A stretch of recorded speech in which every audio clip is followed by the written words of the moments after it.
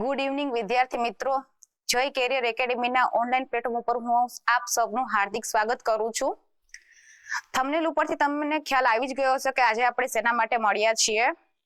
કોઈ પણ એક્ઝામની તમે તૈયારી કરતા હો ત્યારે તમારા માટે જે પ્રીવિયસ યર ક્વેશ્ચન હોય એ ખૂબ જ મહત્વના હોય છે. તો આજે આપણે 2015 થી 2025 સુધી જે બંધારણના ક્વેશ્ચન પૂછાયા છે એ બધાના સોલ્યુશન્સ અને સમજૂતી આપણે અહીંયા મેળવશું. 2015 થી 2025 ના જે બંધારણ વિષયના જે ક્વેશ્ચન પૂછાયા છે અને 2015 થી જે ટ્રેન્ડ કેવો બદલો છે અને 2025 માં કેવા ક્વેશ્ચન આવ્યા છે, તમને ખ્યાલ હોય તો 2015 16-17 ના જે તમે પેપર જોશો તો તેમાં શું થશે, પેલા વન લાઇનર ક્વેશ્ચન હશે કે બહુ વધારે વિચારવા જેવું કે એવું કંઈ નહીં હોય. પણ જો તમે લાસ્ટ 2025 નું પેપર જોયું હોય તો તમને ખ્યાલ આવશે કે એમાં સ્ટેટમેન્ટ વાળા હશે. આ 2015 થી 2025 નો જે સમયગાળો છે એમાં પોલીસ માટે એટલે કે કોન્સ્ટેબલ હોય, પીએસઆઈ હોય, એએસઆઈ હોય કે જીપીએસસી ક્લાસ 2 પીઆઈ હોય, એ બધાના જે છે આપણે બંધારણમાં કેવા ક્વેશ્ચન પૂછાયા છે અને કેવા પૂછાઈ શકે એની માહિતી મેળવશું. ચલો, તમારે બધાએ મારી જોડે ક્વેશ્ચન સોલ્વ કરવાનો છે, હું તમને એક્સપ્લેન કરીશ. બરાબર, કમેન્ટમાં તમારે બધાએ કમેન્ટ કરવાની છે. અને આ ક્વેશ્ચન પૂછાઈ ગયેલા છે.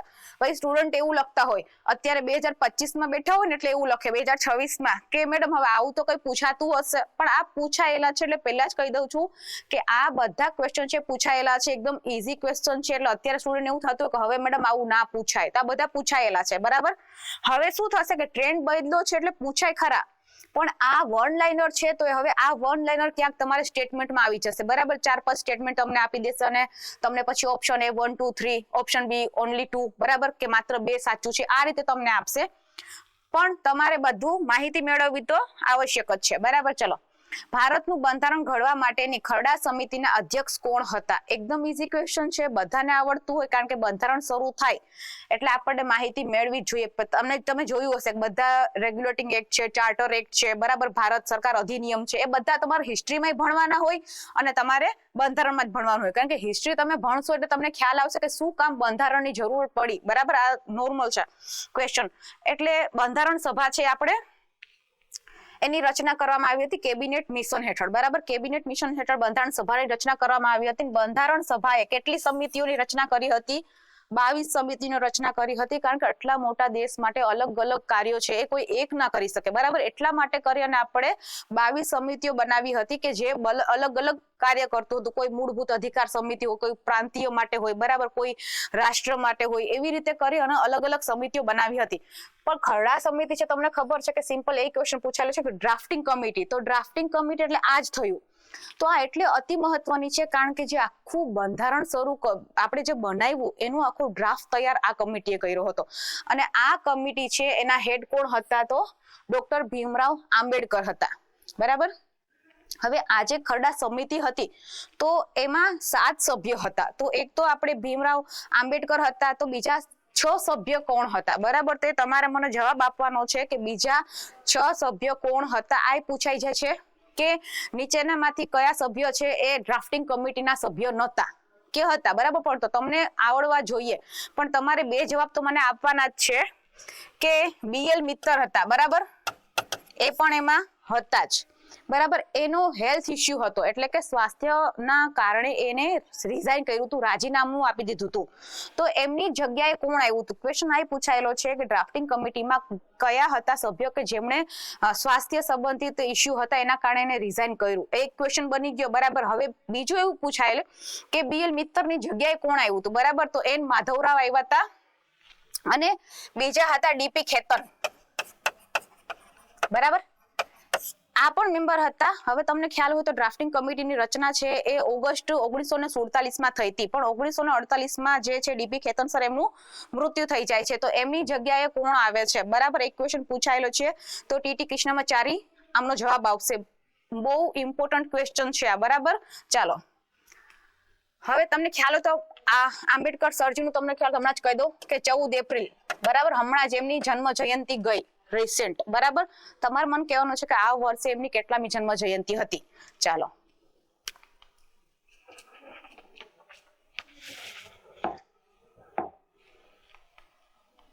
ચાલો નેક્સ્ટ ક્વેશ્ચન છે કે જમ્મુ કાશ્મીર રાજ્યને ભારતના બંધારણના કયા અનુચ્છેદથી વિશેષ દરજ્જો પ્રદાન કરવામાં આવેલો છે? હવે તમને હજી એકવાર કહી દઉં કે આ 2015 થી ક્વેશ્ચન શરૂ થયેલા છે, એટલે અત્યારે તમે જોવો તો અત્યારે કોઈ વિશેષ દરજ્જો જમ્મુ કાશ્મીરને મળેલો નથી, બરાબર. 2019માં શું થયું હતું કે જમ્મુ કાશ્મીરનો વિશેષ દરજ્જો છે જેના અંતર્ગત 370 ને રદ કરવામાં આવ્યો અને 35 માં ઘણા બધા સુધારા કરવામાં આવ્યા હતા, એટલા માટે અત્યારે આ દરજ્જો નથી.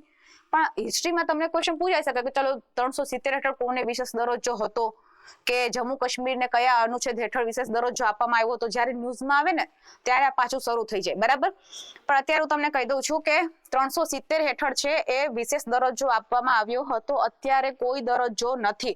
2019 થી શું થયું હતું, જમ્મુ કાશ્મીર રીઓર્ગેનાઇઝેશન બિલ લઈ આવ્યા હતા આપણે અને એના અંતર્ગત જમ્મુ કાશ્મીર રાજ્ય છે એને 2 યુનિયન ટેરેટરીમાં ડિવાઈડ કરી નાખ્યું, એટલે કે એક જમ્મુ કાશ્મીર અને બીજી લદ્દાખ છે, બરાબર. હવે આ જે કાર્ય છે ને એ 31 ઓક્ટોબરના રોજ થયું હતું. હવે તમારે મને જવાબ આપવાનો છે કે સરકારે શા માટે 31 ઓક્ટોબર જ એને લીધી, બરાબર. ભારતના શિલ્પી, અખંડ ભારતના શિલ્પી જેને ઓળખવામાં આવે છે એના રિલેટેડ કંઈક છે, આ તમારે સર્ચ કરવાનું છે, બરાબર. ચલો હવે હું તમને ખાલી ક્વેશ્ચન આપણે સોલ્વ કરતા હોય તો આપણે થોડુંક ઓપ્શન જોઈ લઈએ કે ઇમ્પોર્ટન્ટ હોય ને તો આમાં જો કે 302 એટલો બધો ઇમ્પોર્ટન્ટ નથી અનુચ્છેદ, બરાબર. પણ 356 360 મોસ્ટ ઇમ્પોર્ટન્ટ છે અને વિવાદમાં રહેતું હોય, તમને ખ્યાલ હોય, બરાબર. તો એના ઉપર આપણે મૂવીઝ બનતા હોય છે. તો આ જે 356 છે, બરાબર, એ 356 છે એ રાષ્ટ્રપતિ શાસન રિલેટેડ છે, બરાબર. ભારતના બંધારણમાં ભાગ 18માં 3 પ્રકારની કટોકટી આપેલી છે. ભાગ 18 352 થી 360 વચ્ચે આવે છે, આટલા અનુચ્છેદ ભાગ 18માં આવે છે. 352 છે એ આપણે નેશનલ ઇમરજન્સી કહીએ છીએ, બરાબર. આખા દેશમાં કે કોઈ પણ ભાગમાં લાગે છે, બરાબર. 3 બેઝ છે એના, એક તો યુદ્ધ થયું હોય, બાહ્ય આક્રમણ થયું હોય કે આંતરિક કોઈ અશાંતિ હોય, બરાબર, એના કારણે તમારે ઇમરજન્સી લાગે તો 352 છે એ ખાસ તમારે યાદ રાખવાનું છે. અનુચ્છેદ ભાગ 18 માંથી આ 3 તો તમને આવડવા જ જોઈએ, બરાબર. તો 352 માં નેશનલ ઇમરજન્સી છે. આમાં તમારે મને કહેવાનું છે કે આ ઇમરજન્સી કેટલી વાર લાગી છે. 352 હેઠળ આપણે ઇમરજન્સી કેટલી વાર લાગેલી છે, બરાબર. એક ઇમરજન્સી તો બહુ જ ચર્ચિત છે, હું તમને કહી દઉં છું કે અત્યાર સુધી 3 વાર ઇમરજન્સી આ અનુચ્છેદ હેઠળ લાગી છે. કઈ તો પહેલા તમને ખબર હોય તો 1962 માં ચીન યુદ્ધ થયું હતું, ભારત અને ચીનનું, બરાબર. ત્યારે છે આ ઇમરજન્સી લાગેલી હતી. બીજી 1971, બરાબર, 1971 પાકિસ્તાન યુદ્ધ વખતે પણ આ જ આર્ટિકલનો ઉપયોગ કરવામાં આવ્યો હતો, બરાબર. અને ત્રીજી વાર જે લાગ્યું હતું એ તો બહુ ચર્ચિત છે, કારણ વગરની ને ખબર નહીં કેટલા બધા ક્વેશ્ચન આના ઉપર પેલા ક્વેશ્ચન થતા હોય છે, આનું કોઈ રીઝન આપવામાં આવ્યું નથી, બરાબર. આ બેમાં તો તમને ખબર પડી જ જાય કે ભાઈ બાહ્ય આક્રમણ થયું હતું એના કારણે આપણે ઇમરજન્સી લાગી હતી. પણ આ તો તમને ખબર છે કે ઇન્દિરા ગાંધીના સમયમાં છે, પછી તો આને બ્લેક ડે ને ઘણું બધું ઉજવવામાં આવે છે. પણ તમારા માટે એટલું છે કે 352 હેઠળ 3 વાર ઇમરજન્સી લાગી છે. ભાગ 13 માં 302 આવશે અને એ વાણિજ્ય અને વેપાર સાથે છે, બરાબર. વેપાર વાણિજ્ય સાથે જોડાયેલ છે. આટલું બધું ઇમ્પોર્ટન્ટ નથી પણ 360 તમને આવડવું જોઈએ. 360 છે ફાઇનાન્શિયલ ઇમરજન્સી કે નાણાકીય કટોકટી હોય, બરાબર. ફાઇનાન્શિયલ ઇમરજન્સી, હવે તમને કહી દઉં કે ફાઇનાન્શિયલ ઇમરજન્સી છે એ ભારતમાં અત્યાર સુધી લાગી નથી, એટલે કે ભારતને અત્યાર સુધી કોઈ પણ પૈસાનો પ્રોબ્લેમ નથી થયો કે જેના કારણે કટોકટી લગાવવી પડે. 356 હેઠળ રાષ્ટ્રપતિ શાસન, એટલે કે કોઈ પણ રાજ્યમાં જ્યારે પણ બંધારણ અનુસાર કામ ન થતું હોય તો ગવર્નર છે એટલે કે રાજ્યપાલ છે રાષ્ટ્રપતિ શાસન લાવવા માટે કેન્દ્ર સરકારમાં શું કરશે, જાણ કરશે. તો આ તો બધા રાજ્યમાં અલગ અલગ લાગેલું હોય, બરાબર. ચલો નેક્સ્ટ કે રાજ્યના બંધારણીય વડા કોણ છે. ક્વેશ્ચન વાંચવામાં ભૂલ નહીં કરવાની. જો ક્વેશ્ચનમાં તમે ભૂલ કરી ને તો આમાં શું થશે, ઉતાવળમાં સ્ટુડન્ટ જતા હોય ને એટલે વાંચે બંધારણીય વડા. બંધારણીય વડા એટલે પેપર સેટર ને તમારું માઇન્ડસેટ ખ્યાલ જ હોય એટલે શું કરશે, ઓપ્શન એ તમે શું મૂકી દીધું, રાષ્ટ્રપતિ. હવે તમે વાંચી લીધું બંધારણીય વડા તો તમે શું કર્યું, ડાયરેક્ટ રાષ્ટ્રપતિ જ ટીક કરી દીધું. હવે આન્સર કે આવે આપણે ઘરે જઈને જ્યારે આન્સર મેચ કરીએ ત્યારે આન્સર મેચ થાય નહીં તો આપણે કહ્યું મેં તો સાચું જ કર્યું, તમારે રાષ્ટ્રપતિ જ આવે. પણ આપણે ઉતાવળમાં શું કર્યું હોય કે આગળ રાજ્યને તો ઠેકાડી દીધું હોય, રાજ્ય તો ખબર જ ન હોય ક્યાં જતું રહ્યું, બરાબર. જવાબ બદલી જાય. હવે જો ખાલી બંધારણીય વડા કીધું હોત ને તો આપણે રાષ્ટ્રપતિને પ્રાયોરિટી આપી શકે, પણ તમને આગળ કહી દીધું છે કે રાજ્યના, એટલે કે રાજ્યના બંધારણીય વડા કોણ છે, તો રાજ્યના બંધારણીય વડા છે એ રાજ્યપાલ છે, બરાબર. તમને ખબર છે કે ભાગ 6 માં આવશે રાજ્ય સરકારનું બધું રિલેટેડ છે, હાઈકોર્ટ ને બધું, એ રાજ્યનું જે વિધાન મંડળ છે બધું ભાગ 6 માં આવશે. બરાબર. સંઘ 5 માં સંઘ આવશે, એટલે કે કેન્દ્રનું બધું કામકાજ થતું હોય. બરાબર. તો રાજ્યપાલ છે, તો રાજ્યપાલના અનુચ્છેદ તમને થોડા ઘણા યાદ હોય તો 153 અનુચ્છેદ 153 માં એવું કીધું છે કે રાજ્યના એક રાજ્યપાલ હશે. બરાબર. અને પછી તમને ખબર છે કે ઘણા બધા કમિશને હતા ને એમાં એવું પણ કહેવામાં આવ્યું છે અનુચ્છેદ 160 હેઠળ પણ રાષ્ટ્રપતિ શું કરે કે રાજ્યપાલની જે પણ કાર્યો છે બંધારણમાં સૂચિત ના કરેલા હોય ને તો વધારાના કાર્યો આપી શકે. ત્યારે કડક તમે સાંભળ્યું હશે કે મહારાષ્ટ્ર કે મધ્યપ્રદેશ બાજુમાં પડે છે તો ત્યારે એમાં રાજ્યપાલ ના હોય ને તો આપણે ગુજરાતના રાજ્યપાલને વધારાનો ચાર્જ આપેલો હોય. બરાબર. તો એ કામ પણ થતું હોય. 354 માં શું કીધું છે કે રાજ્યની બધી કારોબારી સત્તા છે એ રાજ્યપાલમાં નિહિત છે. એટલે કે રાજ્યના કોઈ પણ કારોબારી કામ થશે કે કંઈ પણ કામ થશે તો એ રાજ્યપાલ તરીકે થશે, રાજ્યપાલના નામ ઉપર થશે. જેવી રીતે કેન્દ્ર સરકારમાં રાષ્ટ્રપતિના નામે થતા હોય. બરાબર. એટલે ઘણીવાર એવું કહેવાય છે કે રાષ્ટ્રપતિ તો શું છે, નોમિનલ હેડ છે, ખાલી નામ માત્રના વડા છે. બરાબર. વાસ્તવિક સત્તા કે એક્ઝિક્યુટ તો કોણ કરે છે, તો પીએમ કરે છે. બરાબર. તો આ તમને ખ્યાલ હોય તો આપણને કે 154 માં બધી સત્તા કોની પાસે રહેશે. અને 155 તમને કહી દઉં કે 155 અનુચ્છેદ છે રાજ્યપાલની નિમણૂક રાષ્ટ્રપતિ દ્વારા થશે એવો ઉલ્લેખ 155 માં કરેલો છે. બરાબર. તો રાષ્ટ્રપતિ રાજ્યપાલની નિમણૂક કરશે. હવે તમે બે શબ્દ સાંભળેલા હશે, ડી જ્યુરી. બરાબર. ડી જ્યુરી હેડ, ડી જ્યુરે હેડ. બરાબર. આ જ્યારે રીડિંગ બિટવીન લાઈન કરો ને ત્યારે આવા બધા ક્વેશ્ચન આવે. બરાબર. ખાલી ફેક્ટ જોતા જાવ તો આવા બધા ક્વેશ્ચન ના આવે. ડી જ્યુરે હેડ. બરાબર. આનો મતલબ એવો થશે કે નામ માત્રની સત્તા, નામ માત્રની સત્તા એટલે કે ખાલી નોમિનલ હેડ કે ખાલી નામ માત્ર ના હોય તો કેન્દ્રમાં આવશે રાષ્ટ્રપતિ, એને પણ શું કહેવાશે, ડી જ્યુરે હેડ કહેવાશે. આ છે ને દેશના વડા હોય. બરાબર. આ દેશના વડા હોય અને આને જ આપણે રાજ્યમાં કોણ આવી જશે એની જગ્યાએ રાજ્યપાલ. બરાબર. હવે આ દેશના હોય છે, આ રાજ્યના વડા હોય છે, પણ આ બંધારણીય વડા હોય છે. પણ તમે બીજું એક સાંભળ્યું હશે, ડી ફેક્ટો હેડ.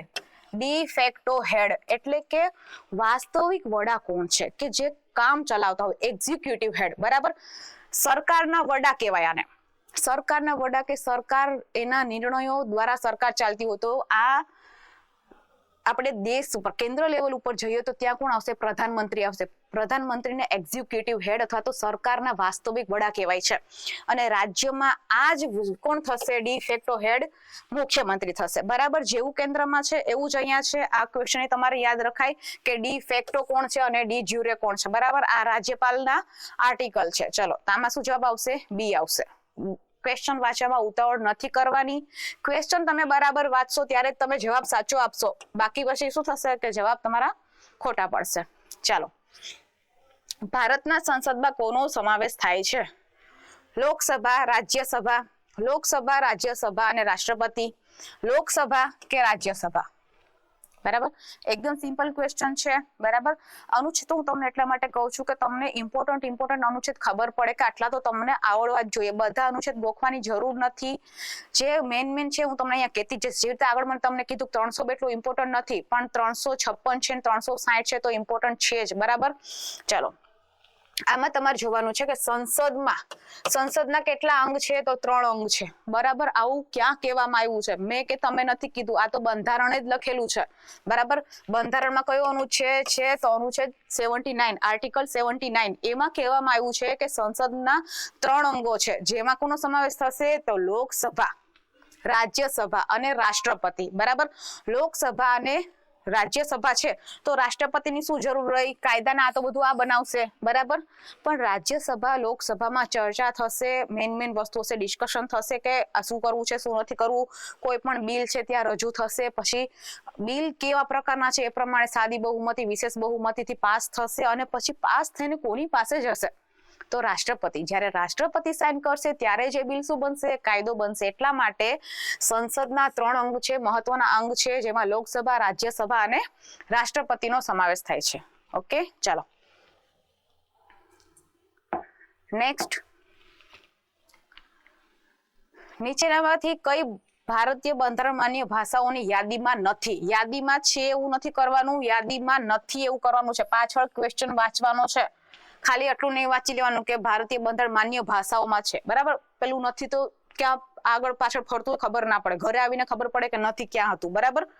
તો આમાં શું થશે કે નથી, એટલે કે આ જે તમને નેપાળી, ગુજરાતી, રાજસ્થાની, સિંધી ભાષા છે તમને આપી છે, એમાંથી જે 8મી અનુસૂચિ છે બંધારણમાં છે ને, મૂળ બંધારણમાં છે ને 8 અનુસૂચિ હતી, બરાબર. પછી આગળ જતા કેટલી અનુસૂચિ થઈ ગઈ, તો અત્યારે હાલ કરંટ 12 અનુસૂચિ છે, બરાબર. 9મી, 10મી, 11મી ને 12મી અનુસૂચિ છે એ સુધારા દ્વારા ઉમેરવામાં આવી છે. ક્વેશ્ચન આ પણ પૂછાય છે કે મૂળ બંધારણમાં કેટલી અનુસૂચિઓ હતી, તો 8, અત્યારે 12 છે, બરાબર. ચાલો હવે આમાં તમે જુઓ કે નેપાળી, ગુજરાતી, રાજસ્થાની, સિંધી, તો આમાં નેપાળી છે, બરાબર, ગુજરાતી છે, આ નેપાળી છે એ બંધારણીય સુધારા દ્વારા ઉમેરવામાં આવી છે. તમારે મને કહેવાનું છે કયો બંધારણીય સુધારો કર્યો છે. ગુજરાતી છે એ પહેલાથી જ હતી, બરાબર, એને કોઈ એડ કરીને કે સુધારા કરીને ઉમેરવામાં નથી આવી. રાજસ્થાની, બરાબર, આ રાજસ્થાની છે ને એ આપણે બંધારણમાં જે ભાષા આપેલી છે એમાં એનો ઉલ્લેખ નથી, કારણ કે રાજસ્થાનની જે રાજ્ય ભાષા છે એ હિન્દી છે, પરંતુ માંગ ચાલે છે કે રાજસ્થાની ભાષા છે એને તમે આ સૂચિમાં એડ કરો, બરાબર, પણ એ નથી. સિંધી ભાષા છે એ છે, એટલે તમારો જવાબ શું થશે, રાજસ્થાની છે એ અત્યારે આપણી બંધારણની ભાષાઓ જે છે એમાં નથી, બરાબર. ચાલો તમે મને એ કહી દો બીજું વસ્તુ કે આમાંથી તમને પૂછાયેલો ક્વેશ્ચન છે, તમને કહું છું કે મૂળ બંધારણમાં કેટલી ભાષાઓ હતી, પછી સુધારા દ્વારા કેટલી થઈ, એટલે કે અત્યારે કેટલી છે, અને એ ભાષા ઉમેરવા માટે કયા કયા સુધારા થયા, બરાબર. બહુ વધારે લોડ નથી લેવાનું, આ તમે સર્ચ કરો, તમારી રીતે વાંચો, તમને યાદ રહે એટલા માટે કહું છું. બાકી એવું નહીં કે મેડમને ખબર નથી એટલે મેડમે અમને આપી દીધું, બરાબર. આગળ થશે ચર્ચા તો આપણે કરશું, બરાબર, પણ આ તમે થોડુંક મહેનત કરો એટલા માટે છે. સિંધી ભાષા છે ઓલરેડી હતી, એ કયો બંધારણીય સુધારો થયો છે, કેટલામાં વર્ષમાં થયો છે, તમારે મને કહેવાનું છે, બરાબર. ચાલો મૂળ બંધારણમાં 14 ભાષા હતી અને અત્યારે કેટલી છે, 22 છે, બરાબર. ચાલો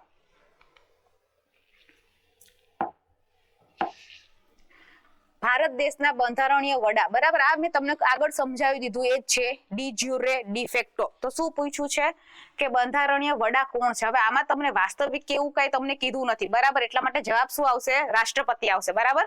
શું કીધું છે, બંધારણીય વડા છે, બરાબર. આમાં લખી દીધું છે બંધારણીય વડા છે ને ક્યારેય વડાપ્રધાન ના આવે, વડાપ્રધાન છે સરકારના વડા છે. આગળ મેં તમને એક્સપ્લેન કરી દીધું ડી જ્યુરે અને ડી ફેક્ટો, બરાબર.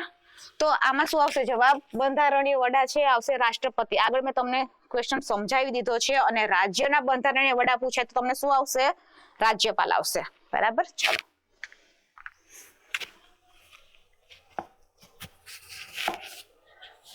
ચલો ભારતમાં રાજ્યના રાજ્યપાલ એટલે ગવર્નરની નિમણૂક કોણ કરે છે. આગળ મેં તમને કહી દીધું આર્ટિકલ 155 અંતર્ગત રાજ્યના રાજ્યપાલની નિમણૂક રાષ્ટ્રપતિ દ્વારા થાય છે, બરાબર.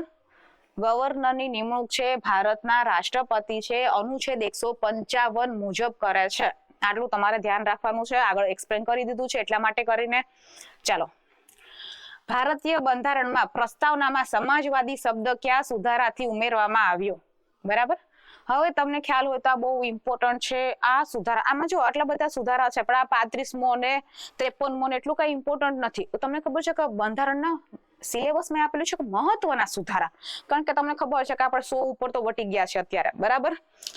106 નારી શક્તિ પણ આવી ગયું છે, બરાબર. એટલે તમારે એટલા બધા યાદ નથી રાખવાના, પણ મુખ્ય જે હોય ને તમારે યાદ રાખવાના. જેવી રીતે આમાં તમે પ્રથમ યાદ રાખવું પડે, બરાબર. પ્રથમ કેમ કે પહેલો થયો છે અને કરંટમાં છેલ્લો થયો હોય એ પણ તમારે, શું તો એમ કહું છું કે 100 પછીના જેટલા હોય ને એ તમારે યાદ રાખવાના કે શેના માટે છે, બરાબર. એનું મૂળ ફેક્ટ શું હતું કે શા માટે આ સુધારો લાવ્યા.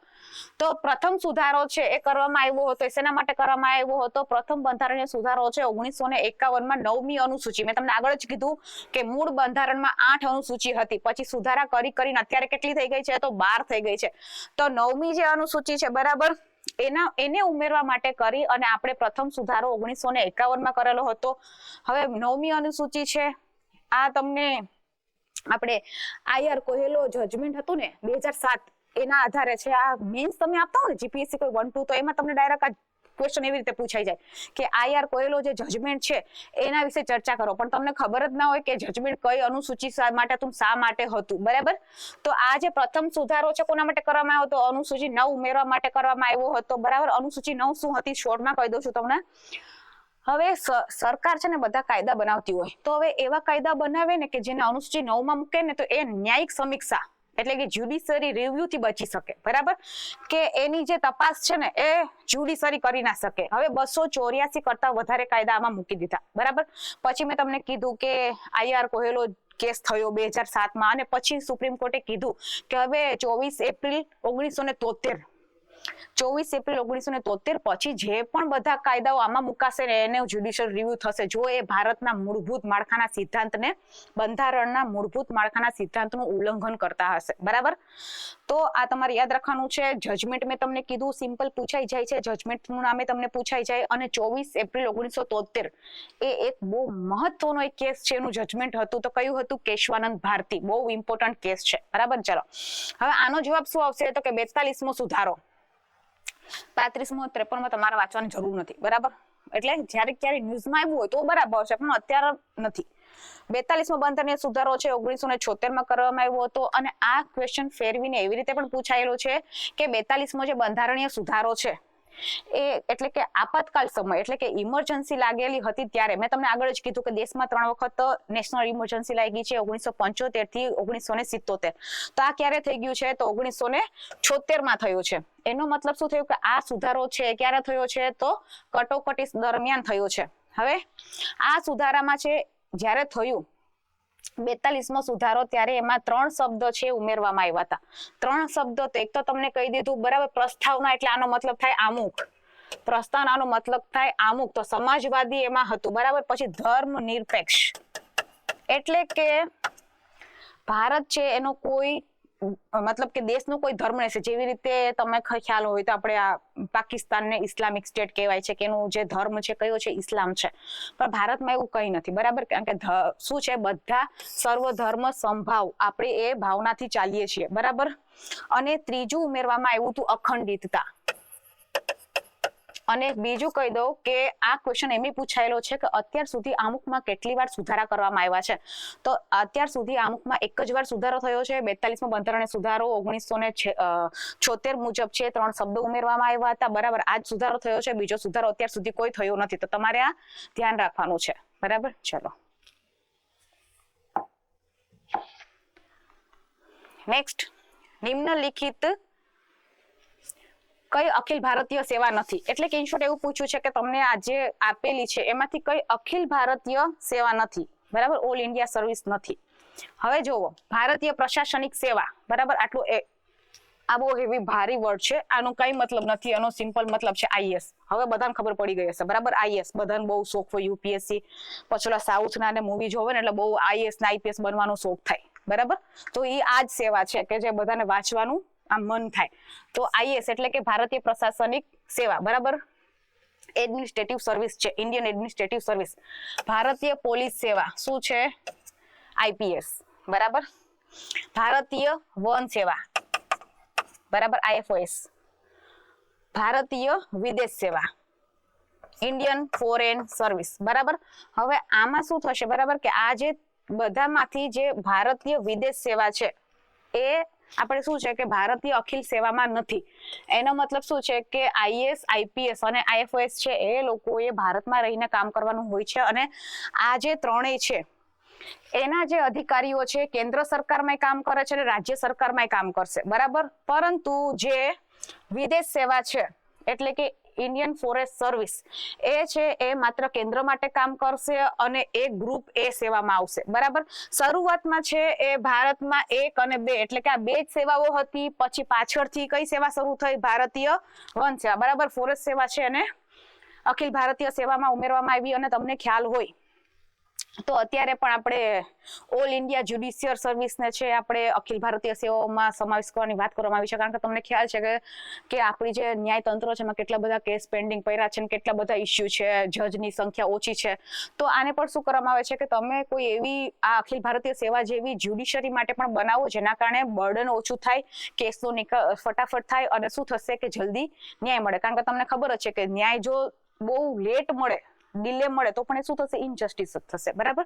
ચાલો તો આમાં શું જવાબ આવશે? ડી આવશે. આ અખિલ ભારતીય સેવા છે, તમારે ખબર હોય કે UPSC વાળું તમે ભણો છો, બરાબર. UPSC તમારે મને કહેવાનું છે કે કયા ભાગમાં છે બરાબર, એ યુપીએસસી માટે ઉલ્લેખ છે. યુપીએસસી અને સ્ટેટ પબ્લિક સર્વિસ કમિશન, એમાં જીપીએસસી પણ આવી જશે. બરાબર, જે બધા છે એના માટે છે. કયા આર્ટિકલ છે, ક્યાંથી ક્યાં સુધી છે. બરાબર, ચલો.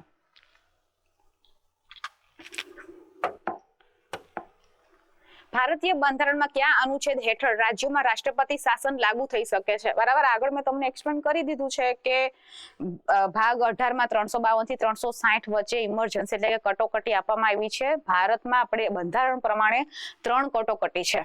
બરાબર, તો આમાં કટોકટીનો આર્ટિકલ એક જ છે. હવે બધું વિચારવાનું બેસવાનું જ ના હોય. તમને મેં કહી દીધું કે 352 થી લઈને 360 વચ્ચે છે. તો હવે આમાં કઈ 352 થી 360 વચ્ચે એક જ આર્ટિકલ છે, તો ટાઈમ બચાવવા માટે તમે કરી શકો. પછી આમાં વિચારવું નથી 200 માં શું આવશે, 300 માં શું આવશે, 370 માં શું આવશે. 370 આપણે જોઈ ગયા કે જમ્મુ કાશ્મીરનો વિશેષ દરજ્જો હતો જે રદ કરી દેવામાં આવ્યો છે.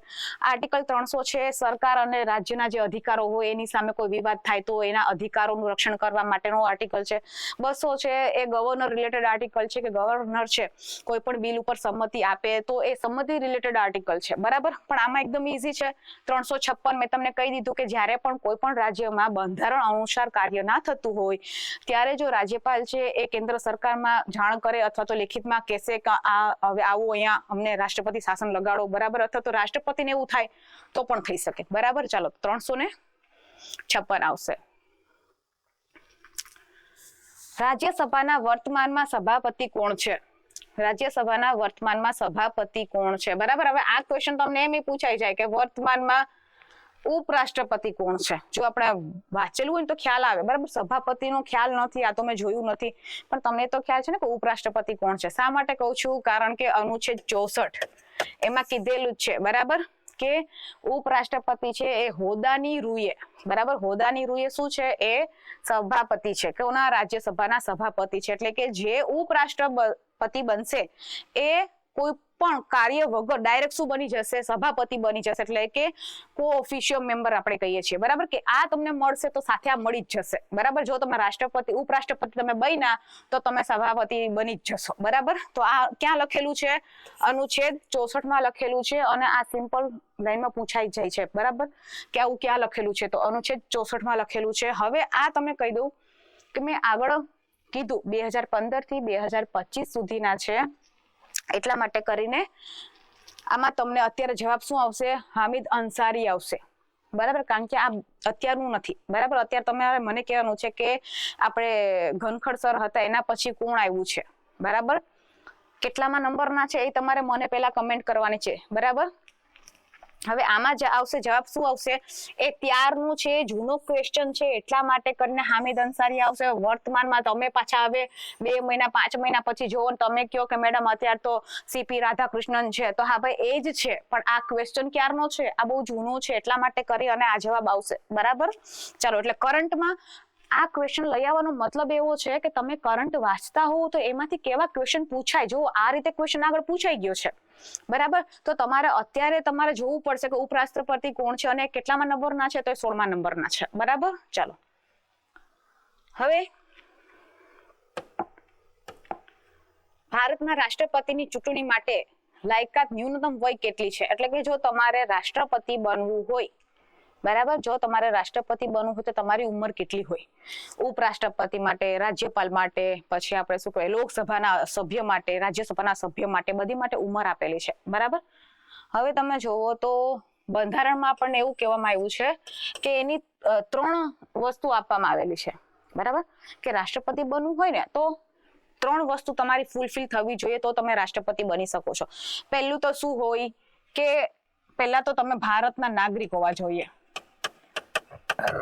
ભારતના નાગરિક હોવા જોઈએ, આ પહેલી શરત છે. બરાબર, ભારતના નાગરિક તમે હોવા જોઈએ. પછી એટલા માટે જ આપણે ક્યારેક રાષ્ટ્રપતિને ભારતના ફર્સ્ટ નાગરિક તરીકે ઓળખીએ છીએ. બરાબર, કે દેશના પહેલા નાગરિક કોણ? તો આવશે રાષ્ટ્રપતિ. બીજું કે એની વય કેટલી હોવી જોઈએ? 35 વર્ષ કરતા વધારે. તમને જવાબ મળી ગયો. બરાબર, અને ત્રીજું શું છે તો કે એ લોકસભાના સભ્ય બનવાની લાયકાત ધરાવતા હોય. શું બને? સભ્ય બનવાની લાયકાત ધરાવતા હોવા જોઈએ. હું એવું નથી કહેતી કે સભ્ય હોવા જોઈએ. જો સભ્ય હશે તો રિઝાઇન કરવું પડશે. બરાબર, ખાલી લાયકાત ધરાવતા હોવા જોઈએ. બરાબર, તો આમાં તમારો જવાબ શું હોય? 35 વર્ષ. હવે હું તમને બીજું કહી દઉં કે તમારે ઉપરાષ્ટ્રપતિ અને રાજ્યપાલ બનવું હોય ને એની પણ ઉંમર કેટલી છે? 35 વર્ષ જ છે, બરાબર. લોકસભાના સભ્ય બનવું હોય તો 25 વર્ષ છે, રાજ્યસભાના સભ્ય બનવું હોય તો 30 વર્ષ છે, બરાબર. ઉપરાષ્ટ્રપતિ કેટલી થશે? ઉપરાષ્ટ્રપતિ અને રાજ્યપાલ એની આવશે 35 વર્ષ, બરાબર. લોકસભાના તમારે સભ્ય બનવું હોય તો કેટલી આવશે? 25 આવશે, અને રાજ્યસભાના સભ્ય બનવું હોય તો કેટલી આવશે? 30 વર્ષ આવશે, બરાબર. તો અત્યારે આપણો જવાબ શું આવશે? 35 આવશે, બરાબર. ચલો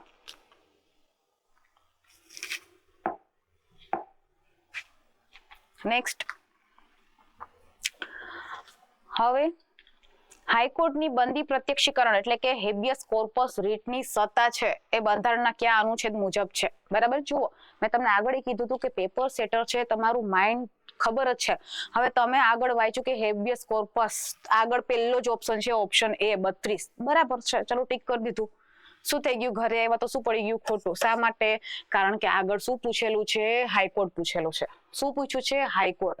સુપ્રીમ કોર્ટ હોત તો 32 આવત, બરાબર. તમારું જે ફંડામેન્ટલ રાઇટ છે એટલે કે ભાગ 3 માં તમને જે મૂળભૂત અધિકારો આપવામાં આવ્યા છે, બરાબર, એના રક્ષણ માટે હાઈકોર્ટ અને સુપ્રીમ કોર્ટને બંનેને છે એ શું આપવામાં આવે છે? પાવર આપવામાં આવ્યા છે. ક્વેશ્ચન એવું પૂછાઈ જાય છે કે નીચેનામાંથી રીટ બહાર પાડવાની જે સત્તા છે કોની પાસે છે? પોલીસ પાસે છે, મંત્રીઓ પાસે છે, વિધાનસભા પાસે છે, બરાબર. તો માત્ર ને માત્ર કોર્ટ પાસે છે. અને કોર્ટ એટલે કઈ કોર્ટ? માત્ર ને માત્ર સુપ્રીમ કોર્ટ અને હાઈકોર્ટ, બરાબર. તો આમાં શું આવશે જવાબ? અનુચ્છેદ 226. અનુચ્છેદ 226 હેઠળ હાઈકોર્ટને સત્તા છે કે એ રીટ પાડી શકે છે. કેટલી પ્રકારની રીટ છે? 5 પ્રકારની રીટ છે, બરાબર. ભારતના બંધારણમાં 5 પ્રકારની રીટનો સમાવેશ કરવામાં આવ્યો છે. આમાં તમારું જ્યારે પણ મૂળભૂત અધિકારનું ઉલ્લંઘન થાય તો અનુચ્છેદ 32 હેઠળ તમને એટલો હક આપવામાં આવ્યો છે કે તમે ડાયરેક્ટ સુપ્રીમ કોર્ટમાં જઈ શકો. એટલે કે અનુચ્છેદ 32 હેઠળ છે કોણ રીટ બહાર પાડે છે? સુપ્રીમ કોર્ટ પાડે છે. ને એટલું યાદ રાખજો કે સુપ્રીમ કોર્ટ માત્ર ને માત્ર મૂળભૂત અધિકારોના ઉલ્લંઘન માટે જ રીટ પાડે છે, પણ હાઈકોર્ટ છે એ બધા માટે રીટ બહાર પાડે છે. મૂળભૂત અધિકાર સહિત બીજા પણ જે કામ હોય, કાનૂની અધિકારો, એમાં પણ રીટ બહાર પાડે છે. તો તમારે મને ક્વેશ્ચન આપવાનો છે કે જવાબ આપવાનો છે કે રીટમાં વધારે સત્તા કોની પાસે છે? હાઈકોર્ટ પાસે છે કે સુપ્રીમ કોર્ટ પાસે છે? એટલે કે રીટમાં વિસ્તૃત અધિકાર કોની પાસે છે? જવાબ તમારે આપવાનો છે. એક્સપ્લેનેશન મેં તમને આપી દીધી છે. આઈ હોપ કે તમે સાચો જવાબ આપશો, બરાબર. અનુચ્છેદ 154 મેં તમને કહી દીધું કે આ રાજ્યપાલ રિલેટેડ છે, કે રાજ્યની કારોબારી સત્તા છે રાજ્યપાલમાં નિહિત થશે. અને 201 છે એમાં આ પણ રાજ્યપાલ રિલેટેડ આર્ટિકલ છે, પણ આમાં શેનો સમાવેશ થશે કે જ્યારે પણ રાજ્યના કોઈ પણ બિલ હોય તો એ રાજ્યપાલને એવો હક આપવામાં આવ્યો છે, સત્તા આપવામાં આવી છે કે રાષ્ટ્રપતિ માટે શું કરી શકે? રિઝર્વ રાખી શકે, બરાબર. આમાં વિવાદ થતા હોય છે ઘણા બધા, તમને ખ્યાલ હોય તો. સાઉથના રાજ્યોમાં બહુ વિવાદ થયા હતા. 201 અનુચ્છેદ છે, બહુ ન્યૂઝમાં હતા. તો આ છે, આ બધા ઇમ્પોર્ટન્ટ આર્ટિકલ છે, એટલા માટે મેં તમને કહી દીધું, બરાબર. તો આનો જવાબ શું આવશે? બી આવશે. હવે 5 પ્રકારની કઈ રીટ છે? તો હેબિયસ કોર્પસ, બરાબર. પહેલી મેં તમને કહી દીધું એ જ છે. તો હેબિયસ કોર્પસ છે એ પહેલી રીટ છે. આમાં શું થશે કે આમાં મતલબ એવો થશે કે શરીરને હાજર કરો, બરાબર. ટુ હેવ ધ બોડી, શરીરને હાજર કરો, ગમે એ રીતે હોય, મૃત હોય કે જીવિત હોય, તમારે બોડીને હાજર કરવાની છે. પછી આવશે મેન્ડેમસ, બરાબર. મેન્ડેમસ એટલે કે પરમ આદેશ. પરમ આદેશ આપે છે એટલે અમે આદેશ આપીએ છીએ, બરાબર. પછી આવશે પ્રોહિબિશન. પ્રોહિબિશન એટલે કે અટકાવવું, એટલે કે પ્રતિબંધ કરવું, બરાબર. પછી આવશે આપણે સર્ટ્યોરરી. સર્ટ્યોરરી એટલે કે આપણે શું કરીએ? પ્રમાણિત કરવું, સર્ટિફાઈડ કરવું, બરાબર. તો એ પ્રમાણિત કરવું એ આવશે. અને ચોથી આવશે આપણે કોવરન્ટો, જેને આપણે કહીએ છીએ અધિકાર પૂછા.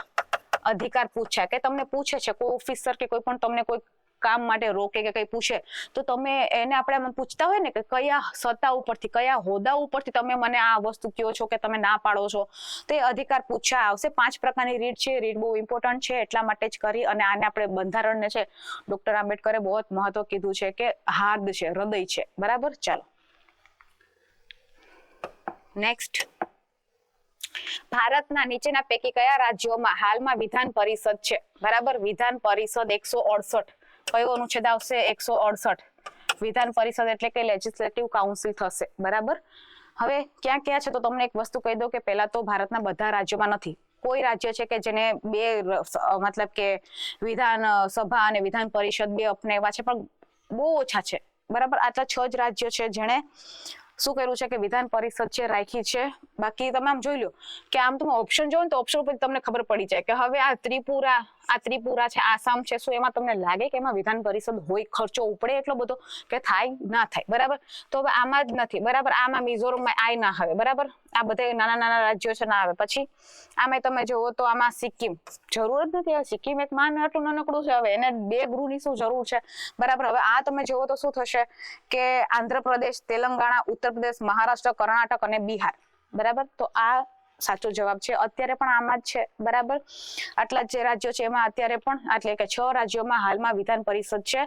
આ શું થશે કે રાજ્યો છે એ એની વિધાનસભાના સંખ્યા બળ ઉપરથી વિધાન પરિષદ છે બનાવતા હોય છે, આપણે પાછું વિસર્જન કરતા હોય, બરાબર. આ ચાલતું રહેતું હોય, બરાબર. ચાલો નેક્સ્ટ, લોકપાલ અને લોકાયુક્ત સંસ્થાઓની સ્થાપના માટે કઈ સમિતિએ ભલામણ કરી હતી, બરાબર. એટલે કે લોકપાલ અને લોકાયુક્ત છે આ ભ્રષ્ટાચાર માટે કરીને બનાવવામાં આવ્યું છે 2013માં. આના ઉપરથી અધિનિયમ પણ બનાવવામાં આવ્યું હતું, પરંતુ 1960 અને 1977 ની વચ્ચે છે મોરારજી દેસાઈ અધ્યક્ષ હતા ને, ત્યારે આ આપણે શું કહેવાય કે પહેલો જે વહીવટી સુધારા પંચ એટલે કે એડમિનિસ્ટ્રેટિવ રિફોર્મ કમિશનની રચના કરવામાં આવી હતી. મોરારજી દેસાઈના અધ્યક્ષ હતા, બરાબર. એમને ભલામણ કરી હતી કે લોકપાલ છે એ કોના માટે, તો કે કેન્દ્ર માટે કોઈ એવી સંસ્થા બનાવો કે જે ત્યાંનું બધું ભ્રષ્ટાચાર ને બધું જોતું હોય. તો એ લોકપાલ કેના માટે છે, તો આટલું પેલા યાદ રાખવાનું છે. લોકપાલ કેના માટે છે કે લોકપાલ કેન્દ્ર માટે છે, અને લોકાયુક્ત કોના માટે છે તો કે રાજ્ય માટે છે, બરાબર. રાજ્ય માટે છે. તો આ જે ભલામણ આ સમિતિએ કરી હતી કે કેન્દ્ર માટે લોકપાલ હોય, લોકાયુક્ત રાજ્ય માટે હોય, તે કોણે કરી હતી, તો વહીવટી સુધારા પંચ દ્વારા છે કરવામાં આવી હતી. સુધારા જ છે, રિફોર્મ જ છે, બરાબર. આ એડીઆર ઘણા બધા આવતા જ હોય. તમે જો મેન્સ કરતા હો કે મેન્સની તૈયારી તમારે ફ્યુચરમાં કોઈ આપવી હોય તો, બરાબર, એના માટે તમે આ બધું છે એ તમે જોઈ શકો છો, બરાબર. તમારે મને કહેવાનું છે કે આ જે આના ઉપરથી લોકપાલ અને લોકાયુક્ત અધિનિયમ 2013 બન્યો, બરાબર. 2013 અધિનિયમ બન્યો છે અને 2019માં જય અને પિનાકી ઘોષ છે એ પ્રથમ લોકપાલ બન્યા હતા, બરાબર. હવે તમારે મને કહેવાનું છે કે અત્યારે કરન્ટલી લોકપાલ કોણ છે. ખાનવિલકર કરીને છે, નામ મને આવડે છે, તમે મને સર્ચ કરો એટલા માટે કહું છું, તમને હિન્ટ આપી દીધી, ખાનવિલકર કરીને છે, બરાબર. ચાલો નેક્સ્ટ, ભારતના રાષ્ટ્રધ્વજની લંબાઈ અને ઊંચાઈ એટલે કે પહોળાઈ, લંબાઈ અને પહોળાઈ એટલે કે લંબાઈ અને પહોળાઈનો રેશિયો છે કેટલો હોવો જોઈએ કે કેટલો છે, બરાબર. આ ક્વેશ્ચન તો બહુ જ બધી વાર પૂછાયો છે. આપણે આ જ પીપીટીમાં 2 થી 3 વાર આવશે, એટલે કે આ ક્વેશ્ચન પૂછાયેલો છે. તો આમાં શું જવાબ આવશે? 3:2, બરાબર. એટલે કે ઓપ્શન એ છે એનો જવાબ થશે, બરાબર. હવે આ ક્યાં લખેલું છે, તો ફ્લેગ કોડ ઓફ ઇન્ડિયા, બરાબર. ફ્લેગ કોડ ઓફ ઇન્ડિયા, આવું કે બંધારણમાં નથી, આ કોડ છે અલગ, ધ્વજ સંહિતા જેને આપણે કહીએ, બરાબર. Flag code of India, flag code of India છે 2002, એમાં લખેલું છે કે આનું જે માપ છે એ આટલો રહેશે, બરાબર.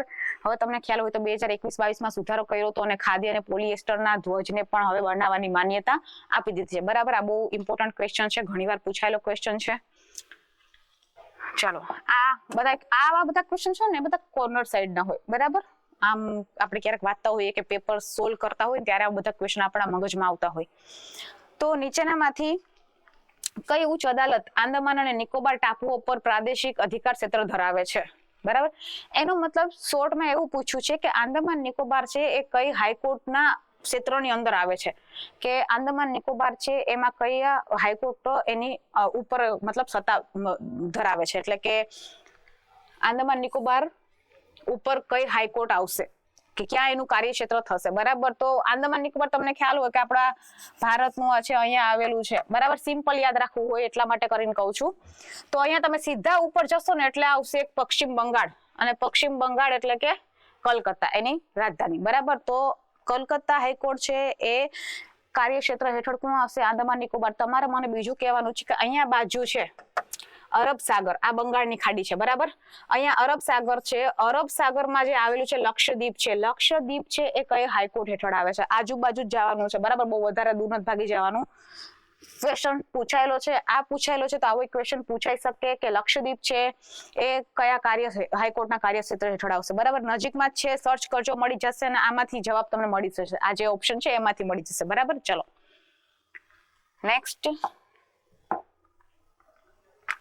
ભારતીય બંધારણમાં હેબિયસ કોર્પસ રીટ જારી કરવાની સત્તા કોની આપવામાં આવી છે? અમે તમને આગળ જ કહી દીધું કે ભારતના આપણે જે મૂળભૂત અધિકાર છે ભાગ 3 માં અનુચ્છેદ 32 માં આપણને 5 પ્રકારની રીટ આપવામાં આવી છે. મેં તમને આગળ જ સમજાવ્યું છે. તો હેબિયસ કોર્પસ છે ને એમાં મેં તમને આર્ટિકલે કહી દીધું કે સુપ્રીમ કોર્ટ છે અનુચ્છેદ 32 હેઠળ છે એ રીટ્સ બહાર પાડે છે અને અનુચ્છેદ 226 હેઠળ હાઈકોર્ટ છે રીટ્સ બહાર પાડે છે. બરાબર. અને ત્યારે મેં તમને એવું નતું કીધું કે જિલ્લા ન્યાયાધીશ છે, મેં તમને કીધું હતું ને કે બીજા કોઈ પણ છે એને રીટ પાડવાનો અધિકાર નથી. જો હોત તો હું તમને કહેત કે આ ભાઈ જિલ્લા ન્યાયાધીશ છે, મંત્રી છે કે આ બધા છે રીટ બહાર પાડી શકે. તો માત્ર ને માત્ર મેં હાઈકોર્ટ અને સુપ્રીમ કોર્ટનું કીધું હતું, નીચલી અદાલતનું પણ નહીં. બરાબર. હાઈકોર્ટ અને સુપ્રીમ કોર્ટ જ છે રીટ બહાર પાડશે. તો આનો જવાબ શું આવશે? ઓપ્શન ડી આવશે. ચાલો, લોકસભાની બેઠકો યોજવા અંગે ભારતીય બંધારણમાં કયો નિયમ છે? એટલે કે લોકસભાની બેઠકો યોજવી હોય તો ભારતના બંધારણમાં કયો નિયમ છે? બરાબર. તો આમાં તમે જોવો કે દર વર્ષે ઓછામાં ઓછી 2 વાર અને 2 સત્રો વચ્ચે 6 મહિનાથી વધુ અંતર ના હોવું જોઈએ. એટલે ઇન શોર્ટ તમને એવું જ પૂછ્યું છે કે 2 સત્ર વચ્ચે તમારે કેટલું અંતર રાખવું જોઈએ? તો 6 મહિનાથી વધારે નહીં.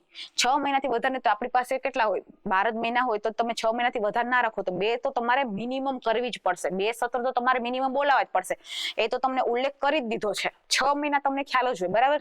હવે આ ઓપ્શન તમે વાંચો તો આમાં 4 મહિના છે, આવું ક્યાંય છે જ નહીં. 6 મહિના તો મગજમાં ફિક્સ જ હોય આપણે એટલું વાત. આમાં 2 મહિના છે. બરાબર. આમાં 3 મહિના છે. આટલું બધું વાંચવાની જરૂર જ નથી. બરાબર. એક એક અનુચ્છેદ કે એક એક ઓપ્શન ક્યાં તમારે વાંચવાની જરૂરત છે કે કયું કરું તમને ખબર જ છે કે 6 જ મહિના છે. પછી ભલે તમને અંત ને શરૂઆત ને આને તેને ખ્યાલ ના હોય પણ તમને ખબર છે કે 6 મહિનાથી વધારે અંતર ના હોવું જોઈએ. ઓપ્શનમાં બીજે ક્યાંય 6 મહિના છે જ નહીં. આંખ બંધ કરીને ઓપ્શન એ જ ટીક કરી દો. બરાબર.